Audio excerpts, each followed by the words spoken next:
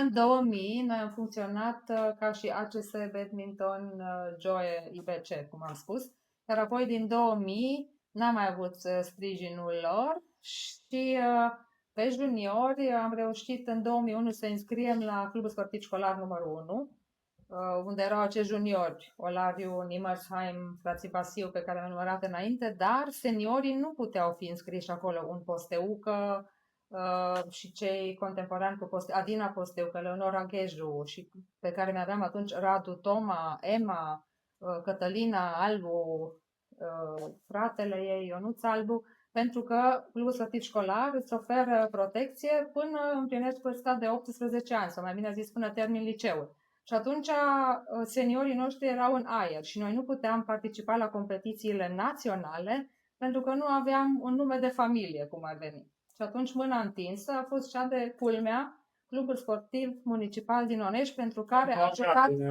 domnul Agapi, da, pentru care am jucat un an de zile, în 2000. Și acolo da, a fost 2000 și Marius, a fost la un 2011 a fost asta. Pe cei mici am înscris acolo, cei mari, da, deci asta a fost. În 2001 i-am înscris pe cei mici la Clubul Sportiv Școlar, iar cei mari participau la competiții prin diferiți sponsori. Și atunci, în 2011, am primit ajutorul de la CSM Onești și din 2012, cei mari, deci seniorii, au trecut la CSM Timișoara. Am reușit în sfârșit să înființăm această secție de badminton la CSM Timișoara. În 2011 a fost înființată, dar sportivii din ianuarie 2012 au participat cu numele de CSM Timișoara. Deci aveam în sfârșit un nume de familie. Acum avem nume de familie, dar nu avem sală unde să jucăm. Și exact în anul ăla, primăria ne-a întins o mână de ajutor. Era ultimul mandat al lui domnul Ciuhandru, cei doi viceprimari, Grindeanu și Orza, fie iertat, și am cerut o reparație în sala de sport pentru că noi am avut foarte multe relații bilaterale, da? Deci, cu echipe din Bulgaria, Ungaria, Germania, Austria, Serbia, da? Și veneau toți la noi mergeam la ei și sala arăta la un moment dat deja destul de jalnic. Sala este cea de pe Lorena 35, care a fost liceu UMT, da, apoi Tudor Tănăsescu, Ferdinand I, chiar Loga a funcționat acolo pentru un an sau doi. Era încă Tudor Tănăsescu, da? Și apoi primăria ne-a oferit acest ajutor și a făcut sala foarte frumos. În 2012, în august, au început să renoveze și noi până în 2013, prin primăvară, n-am putut juca acolo, că se renova sala și mâna de ajutor ne-a fost oferită de cei de la Rudolf Walter. Doar că acolo iarna nu este deloc încălzire și racheta dai de 2 ori în minge, pușcă cordajul, deci nu este o soluție. Da, deci asta a fost un avantaj dat badmintonului, la local, care din păcate la ora actuală nu mai prea este. Și în ultima perioadă, cred că cel mai important lucru de evidențiat este contribuția părinților.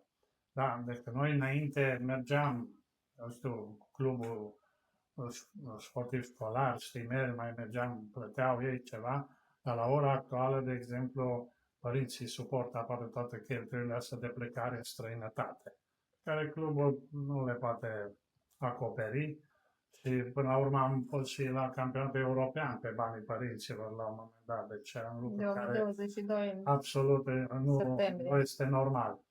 Dar da, asta e un lucru care speram să se îmbunătățească pe parcursul timpului. Da, nu a prea fost așa, dar rămânem cu speranța asta. Și acum, ultima generație sau cea actuală, nu sperăm că nu ultima, deși așa se pare, pentru că nu avem unde să ne antrenăm. Deci, având în vedere că la un moment dat la primărie a venit această propunere, mai de ce nu facem centru de excelență?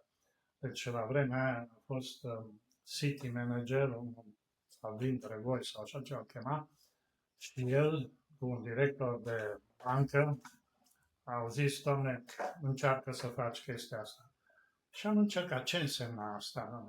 I-am împărțit pe grupe, da, inițiere, avansați, performanță și veteran. Pentru că pe undeva, chiar dacă grupa asta de veterani este desconsiderată, noi avem și la nivel de veteran, titlul de campion european, la dublu băieți, a fost campionat european. Acum sunt... Campionat mondial a fost la Sofia La în 2003. Sofia, da. În 2003 la Sofia. Pe vremea Vicky când Dușlov echipa este unul dintre aviară, protagoniștii medaliei de bronz. Celălalt Da, este da. Radu Ionescu de la București. Radu Ionescu cu Dușa, că nu s-au luat pe locul 3. A fost foarte... Nu. Și am reușit. Și culmea că nici în visele mele cele mai bune n-aș fi crezut că vom cuceri un titlu european. Da? Și uitați, noua generație, ultima generație care am făcut-o ca să aibă succes a fost tocmai asta, cu jucătoare ca Alex Mocan, Cristina Sârbu, deci băieți, dar erau, la băieți au fost și niște băieți care din păcate au plecat la Oradea, erau și doi foarte buni și ei, da? Pe urmă, cine mai este acum? A fost și Ioan Fârcea înainte, iar puțin mai mic. Fârcea, care a avut titlul de campion național, da? Simplu și mix. Dar înaintea lui Alex și Cristina Sârbu este cealaltă generație de Briana Herciu, Diana Popescu, Silvia Maier, Alexandra Chiosa, Alexandra Soare, Paul Hărânguș, Dani Popescu, Iasmina Bugarski și poate și alții pe care nu i-am menționat, dar în emisiunile următoare precis vom reveni asupra sportivilor pentru că am avut rezultate extraordinare cu ei, cu toată echipa aceasta unde e și Iasmina și toți ceilalți care am enumerat și vom reveni. Asta este generația care este tamponul între cei cu campionatul european și urmașii Soniei. Și pe undeva toată povestea asta, așa, din 1956, de când se joacă în Timișoara, până acum, până în 2022, când am cucerit această medalie de aur, este adevărat că la U15, dar pentru noi este ceva mirific, neașteptat și arată că nu se obține așa de ușor o medalie de aur, nici măcar în badminton, care toată lumea îl desconsideră, inclusiv cei de specialitate, care nu-și alocă nici 15 minute să citească, să vadă ce este de fapt badminton. Nu de specialitate, nimeni nu... Nu de specialitate, mă refer sport. Deci cei care au specialitatea, sport, adică nu chimie, nu IT, nu medicină.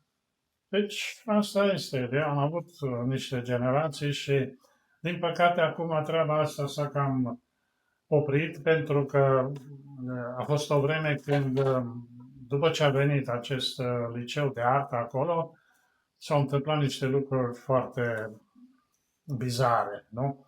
Pentru că nu poți să faci performanță cu, eu știu câte, 3 ori pe săptămână sau cum facem acum, 9 ore din 25. Ne-a oferit Universitatea de Vest de 3 ori pe săptămână, o oră și jumătate. Ce am vrut să evidențiez cu toată această istorie este și faptul că din aproape în aproape sau prin toate suferințele care le-am avut până acum și lipsuri și nemulțumiri din partea noastră față de ceea ce ni se poate oferi nouă ca și sprijin pentru a continua acest badminton, a dus la această medalie de aur și nu doar această medalie de aur câștigată de Cristina Sârbu și Irina Gerasim de la Galați, ci și 2 clasări în sferturile de finală, la mix, Alexandru Mocan cu Cristina Sârbu și la dublu băieți, Alexandru Mocan cu Niță Dragoș de la Bacău, care pe vremea aceea era legitimat la CSM Timișoara.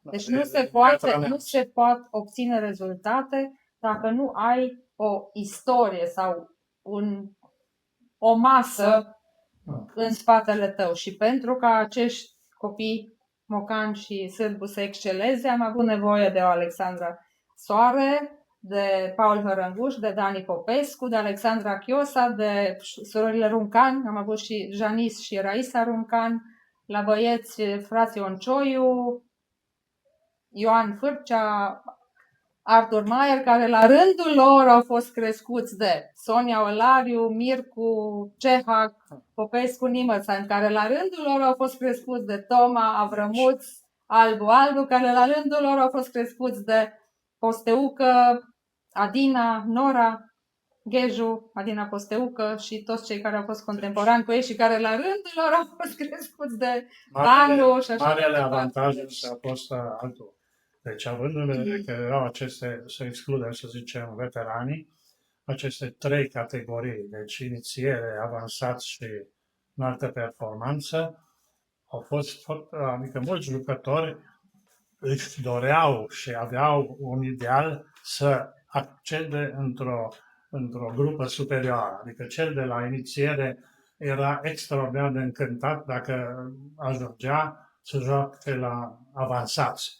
Și invers, la avansați care se uitau la ăștia de performanță și visul lor era să egaleze. Și asta a fost, cum să vă spun, un imbolt care a reușit să tragă și să ambiționeze jucătorii. Cel mai important lucru este să ai un model și întotdeauna jucătorii noștri au avut un model. Așa cum i-am spus pe cei precedați de, toți aceia au fost modele pentru cei care au ajuns unde au ajuns la ora actuală. Deci fiecare și-a adus aportul și contribuția din 56 încoace până în 2025, care pentru noi este un an de referință, pentru că am întâmpinat mari greutăți. Am avut sportivul nostru cel mai bun, Alexandru Mocan, de la U19, care a participat la campionatul mondial din India, făcând parte din lotul național și a fost nevoit peste vară să se antreneze în Danemarca, pentru că acasă nu avem spațiul necesar, nu avem condițiile de antrenament. E adevărat că nu avem nici toți jucătorii care au fost prezenți acolo, dar nu numai jucătorii contează, ci și antrenamentele pe care trebuie să le faci. Deci nu poți să te antrenezi de 3 ori pe săptămână și să ai pretenții la un loc, nu mondial, european. Chiar național. Chiar național, da. E afectate și astea, nu? Și cel mai trist este că nu mai avem sprijinul autorităților locale. Deci când am intrat prima dată în această școală, liceu de artă, da? Noi am avut 4 ani, am reușit să respingem această tentativă de a ne scoate din stare. Nu știu de ce, dar au intervenit, la un moment dat mi-au spus la primărie, bă, au intervenit pentru voi și loja masonică. Am fost și eu uimit, nu știu cine, dar a fost un lucru. La ora actuală nu intervine pentru tine nimeni. Și culmea când vorba aia, Alex Mocanu, care este campion la Olimpiada școlară, atenție, da? Deci aduce niște rezultate inspectoratului școlar, plus Cristina Sârbu, vicecampioană mondială școlară, da, în Brazilia. Și acești copii sunt, cum să vă spun, umiliți. Asta este cuvântul, umiliți, pentru că nu cred că merită chestia asta. Și o altă problemă, acum chiar dacă discutăm de treaba asta, este foarte, foarte mulți copii la badminton, cred că peste 95% au fost niște elemente la școală foarte bune. Deci învățau foarte bine. Da? Și din păcate, la școală am avut o grămadă de piedici. De exemplu, unii profesori spuneau, Doamne, dacă vrei să faci sport, du-te la liceu sportiv. Ori noi n-am avut de la liceu, acum avem 2 fete care au la liceu, dar până atunci n-am avut nimic. Deci Sonia a terminat medicina, Andra a terminat medicina, Posteucă inginer, Adina Posteucă și a terminat matematician. Eu sunt inginer chimist. Tu ești așa. Sora mea este chimistă. Da, deci asta vreau să spun. Marius Corciuc, de exemplu, este inginer constructor, foarte bine văzut. Diana Mogoșan a terminat la Oxford, medicina. Da, doctor în medicină. Deci niște copii extraordinari care normal trebuiau să fie modele pentru mulți, nu? Deci tot batem câmpii că droguri, că nu știu ce, nu știu, știi, tu scoți copiii din sală să nu mai facă sport, da? Mă rog, dacă așa văd autoritățile locale, asta este, din păcate. Dar, v-am spus, și sacrificiul părinților ar fi trebuit pus aici în cântar, domnule, pentru că nu este ușor să subții noi n-am fi făcut rezultatele astea și n-ar fi jucat copiii ăștia dacă n-ar fi fost scoși în Europa. Aici în țările astea vecine. Deci, Ungaria, Slovenia, Slovacia, unde am fost în Bulgaria. Austria, Bulgaria, exact. Da? Dom'le, aici să te duci, dar asta și asta costă, nu? Deci nu mai vorbesc că transportul a fost în exclusivitate asigurat de părinți, nu? Deci, un lucru care, ok, dacă nu poate să-ți dea, eu știu, organele locale, nu știu ce, cel puțin să aprecieze acest lucru. Și atunci, da, nu avem treburi din asta. La nivel local, DGTS-ul spune foarte clar, domnule, sportul de performanță în Timișoara este în cădere liberă. Poftim. Asta este. Deci eu am avut, cum să vă spun, niște relații foarte bune cu DGTS-ul. Deci eu țin pe domnul Damșa, fie iertat că a murit, și ăsta ne-a ajutat foarte mult, nu? După domnul Damșa a venit, a fost și domnul Grindeanu, care, mă rog, e mult criticat acum, dar atâta timp cât a fost la DGTS și la viceprimar, ne-a ajutat când a fost, nu cu nu știu ce bani, dar când am avut nevoie. La rândul nostru am fost întotdeauna solicitați. Că e ziua Europei, că e ziua nu știu ce, și făceam demonstrații de badminton. Prin Libertății, prin Muzeul Satului, pe strada Alexandrii, pe nu mai știu pe unde, da? Pentru că ne știau și toată lumea aprecia treaba asta, nu? Acum, din păcate, am căzut în disgrație și nu găsesc nicio explicație. Acum când avem cel mai bun rezultat din badminton, nu timișorean, românesc, acum suntem tratați ca și când am avea niciun rezultat. Da, bun, asta nu este, cum să vă spun, la nivel de profesor, de exemplu. Eu nu sunt profesor, dar aud întotdeauna în discuții, toată lumea vorbește pe după colțuri și spune niște lucruri, dar nu are nimeni curaj să spună lucrurile astea unde trebuie. Păi degeaba îmi spui mie la, eu știu, la Fântâna Arteziană din centru, că nu știu ce și nu știu. Ok, așa este, dar degeaba îmi spui mie, nu? Deci trebuie să fac sportul în general în cădere liberă. Păi tocmai de asta. Toți vrem să avem săli și nu știu ce, dar sălile existente, da? Nu sunt folosite rațional. Și aici e marea problemă. Eu am mai dat un exemplu. A fost aici de o echipă din Serbia care au un antrenor danez. Și a spus foarte clar cum e în Danemarca. În Danemarca, toate sălile de sport al școlilor sunt gestionate de primărie. După orele de curs, că e 2, că e 3, doamne, se face, imediat se dă sala la sporturile care se practică în localitatea respectivă, mai des, da? Pentru o sumă modică pe care ulterior primăria investește în reparația acelei săli, da? Și de aia are Danemarca la sporturile astea de sală, da? Succes. Uitați, handbal, badminton, sunt primii în lume, nu? Pentru că se face pentru asta. Dar la noi nu se poate copia chestia asta. Asta este. Deci... Dacă cumva am uitat să amintim anumiți sportivi, vă rugăm să nu vă supărați pe noi, să nu ne tratați ca în povestea frumoasă din Pădurea Adormită și să veniți cu o baghetă sau cu o rachetă magică să ne adormiți pentru 100 de ani. Deși ar fi frumos să ne trezim peste 100 de ani și badmintonul să fie rezolvat, cel puțin în Timișoara atunci. Deci este, cum să vă spun, destul de trist, că sunt niște localități unde sunt niște oameni care vor să facă ceva și au vrut să facă unii ceva și alții săraci n-au mai putut să facă. Dar în Bocșa este un Știopu Cornel, la Deta este Radu Rotar, la București, și Colcher Marius la Bocșa, da. La Reșița a fost Raimund Rostec și cu, cum îl cheamă, pe... Dragomirescu? Nu. În fine, nu știu acum numele, dar la București, uitați, Turcu, care, eu știu, dă bani foarte mulți pentru sală, să chinuie, să facă. Deci, a reușit în sistem particular să renoveze săli de sport. Da, exact. Și la Unești, domnul Agapi a făcut niște investiții foarte mari în domeniul badmintonului. Și La acest Bacău avem acces în sala da, polivalentă.